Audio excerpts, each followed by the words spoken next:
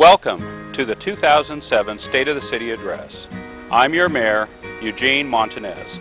I'd like to thank the Corona Chamber of Commerce for holding this yearly event and giving me the opportunity to speak to the community about the many accomplishments we have achieved as a city and to also talk about the exciting things to come. I'm here in the promenade shops at Dos Lagos. Having lived in Corona since 1964, I have seen our community make the transition from a quiet suburb neighboring more affluent business centers to a dynamic community in our own right, providing economic opportunities and a high standard of living for residents. Corona and the Inland Empire are at a crossroads. Economic changes are giving us the opportunity to remake our community.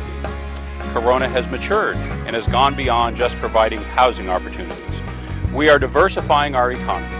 We now aim to broaden housing opportunities by creating both upscale housing as well as higher density, affordable housing for seniors and the growing professional workforce. We now have high-end office space, upscale retail, and a variety of dining establishments, all of which are in great demand in Corona. With the city approaching build-out and with demand for high-end mixed-use developments remaining strong, we as a city have to focus on redevelopment objectives, such as the redevelopment of downtown into a vibrant, urban, mixed-use office and housing destination, new retail, office, and mixed-use centers along North Main Street, transit-oriented developments with housing and support retail adjacent to the Metrolink station, and transforming up to 90 acres of manufacturing and heavy industrial land in eastern Corona into business parks, office, retail, and hotel uses. One of these projects will be Corona Point Phase 2. Also rejuvenating a former city landfill into a mixed-use brownfield remediation project. We need to accomplish these objectives in order to meet the future demands of a growing consumer base in the region. According to the Southern California Association of Governments, by the end of 2020, Corona, along with the Inland Empire, will add more people and more jobs than Orange, San Diego, Ventura, and Imperial counties combined. By 2020, the Inland Empire's population will increase by an additional 1.8 million people to the already 4 million residents here today. This would make the population of Riverside and San Bernardino counties larger than 44 other states in the nation.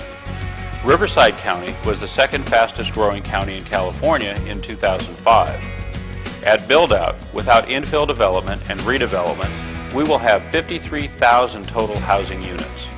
Average household income is now $82,187. Spendable income of residents in Corona increases 5 to 7% each year. 2005 taxable sales was $3.36 billion. In 2004, Corona's job growth was 7.1%, outpacing the Inland Empire's 4.4% and the state's 0.09%. In the last 14 years, Corona's retail trade has nearly tripled, rising by $2.1 billion, with non-retail accounting for 41%. What does this all mean to you? Why be part of Corona? It means that if you live and or work in Corona, you are in a great environment, conducive to business growth, and a high standard of living. Corona is the place to be. Several years ago, I remember residents yearning to be able to have the same retail, dining, and entertainment opportunities available outside Corona. Today, these opportunities are here in Corona and more are on the way. Dos Lagos is a perfect example of a development that has raised the bar in mixed-use development by bringing upscale retail, dining, and entertainment opportunities to Corona. It is this kind of development that enriches our community and gives residents a reason to shop and spend their money right here in Corona. The first phase of Dos Lagos was completed last October and features a number of high-end retail stores selling apparel, shoes, home decorations. Restaurants are also a vital component of Dos Lagos. There are several unique restaurants that cater to a variety of tastes, including Citrus City Grill, Miguel's, Raw Sushi, Salsa Mar, TGI Friday, Taps Fish House and Brewery, Urban Thai, Wood Ranch Barbecue and Grill.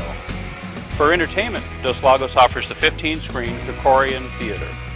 The heart of Dos Lagos is the Lake District, where pedestrian walkways mix with live entertainment, open-air dining, and an amphitheater that sits at the edge of one of the two lakes. Redevelopment is a major focus for the city in the coming years.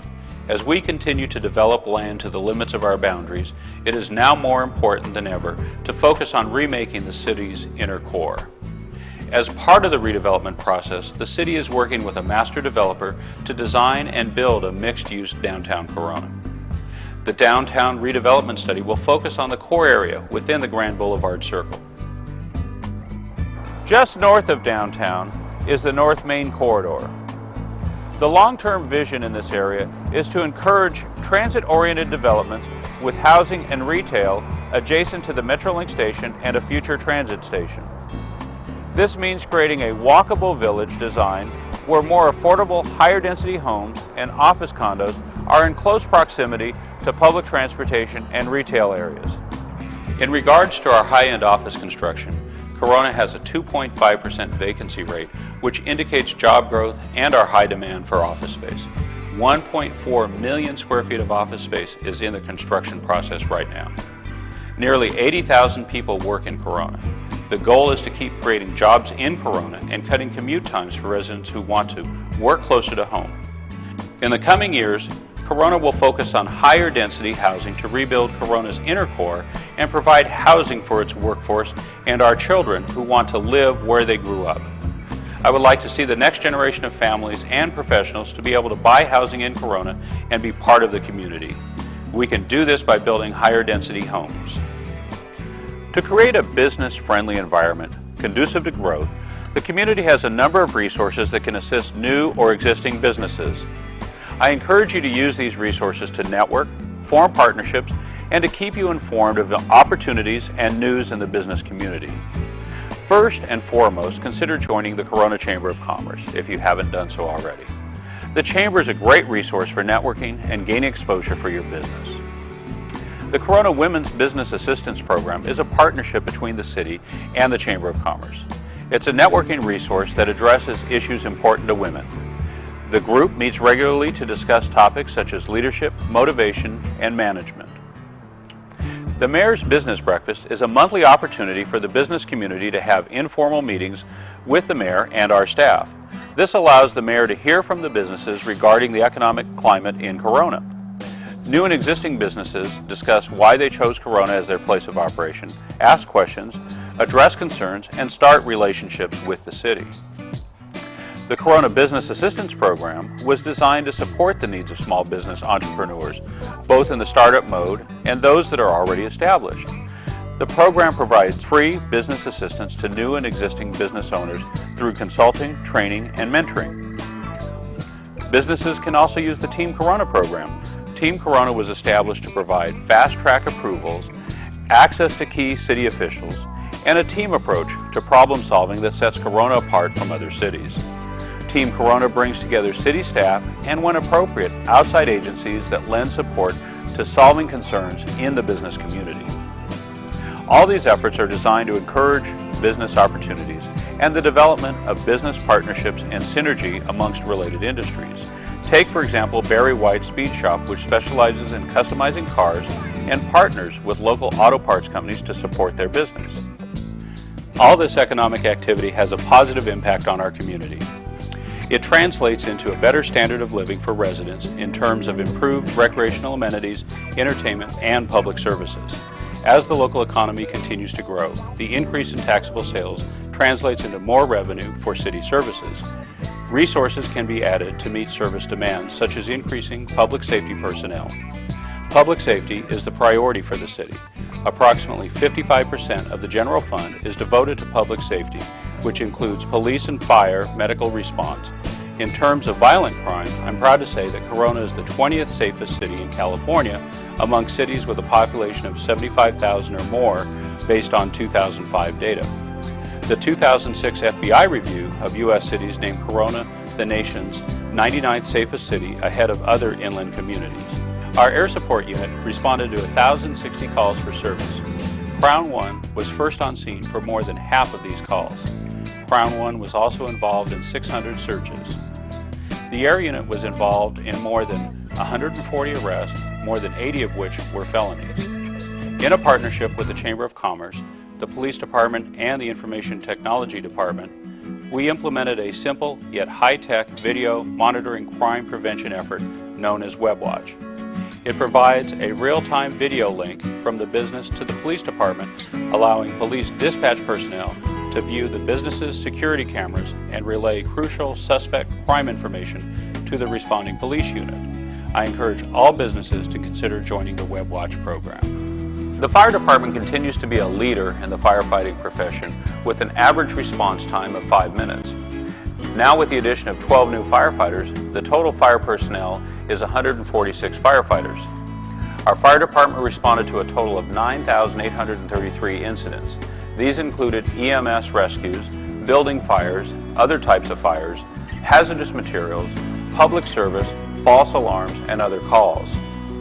Some of the fire department's recent accomplishments include having 0 residential fire deaths or serious injuries to either the public or firefighters, attaining one of the lowest dollar loss rates due to fire in the country, placing ladder 7 in service. As mayor and you as citizens should be extremely proud of all the accomplishments our fire department has achieved this past year. Recreation and open space have always been a priority for the city, and we now have 37 parks totaling 352 acres. Recently dedicated in October 2006 was Rimpaw Park. Located at the corner of Rimpaw and Ontario Avenues, the park's 4 acres features a tot lot, restroom, picnic shelter, turf, and landscaping. Jameson Park, located on Foothill, is a 13-acre park in the process of being graded and is anticipated to open to the public in fall 2007. The park amenities will include infrastructure improvements, turf, landscaping, and a parking lot off Valencia Avenue. An environmental study has just been completed for Stagecoach Park, and the city has appropriated funds for its design and construction. Stagecoach Park is 5 acres and is located west of Corridon and north of Stagecoach Drive. Butterfield Park is a 64-acre community park and has just completed a new 200-foot baseball field. Renovation was also made to 3 baseball fields within the park. Santana Park will get 2 lighted soccer fields located in the southeastern portion of the park and 2 asphalt parking lots. It is anticipated the parking lot improvements will start in summer 2007 and soccer field improvements in spring 2008. With the passage of Proposition 84, the County of Riverside will receive $10 million for the Santa Ana River Trail and Park System. An additional $15 million in discretionary funds may be used to complete the trail near Prado Dam. This portion of the trail is necessary for the completion of the entire trail, which would connect coastal Orange County to the foothills of San Bernardino. The trails will include paths for biking, hiking, and horseback riding. With a growing economy, investment in transportation infrastructure and goods movement is a must. The Magnolia and I-15 interchange project is slated to begin construction by June of this year. Corona's preferred option for a new route into Orange County is the highway tunnel option. Both RCTC and OCTA are working closely together and plan to bore 5 holes in the mountains this year to determine whether the soil is suitable for an underground road. The restriping of eastbound lanes on the 91 is designed to improve traffic flow by allowing eastbound commuters to exit the freeway earlier at Surface Club Drive. The work involves shifting the median of the freeway to the north and restriping the lanes on the south side of the freeway to add a new eastbound auxiliary lane. Work will begin this summer and last about a year. The Green River Road interchange will begin this summer and be completed by mid-2009. This is a critical project that will alleviate congestion and another choke point. Construction of the city's Corporation Yard expansion project began in December 2006. The project consists of 2 new office buildings and the renovation of the existing administration building into a new police station. The 2 new office buildings are 32 and 44,000 square feet in size and will house the Department of Water and Power and a new Emergency Operations Center. The police station renovation will include an interior remodel and building additions for a new lobby, jail, and training area. The city expects the contractor to begin work on the 2 office buildings in early March. As you can see, Corona's future is full of business opportunities and a continued high standard of living. There are exciting years ahead of us as we undertake important projects like the downtown redevelopment, which will set the tone for how we want our community to look and function in the decades to come. Corona is a great location to grow your business and a great place to call home. thank you for joining me for this State of the City address and for helping to make Corona a community of opportunities.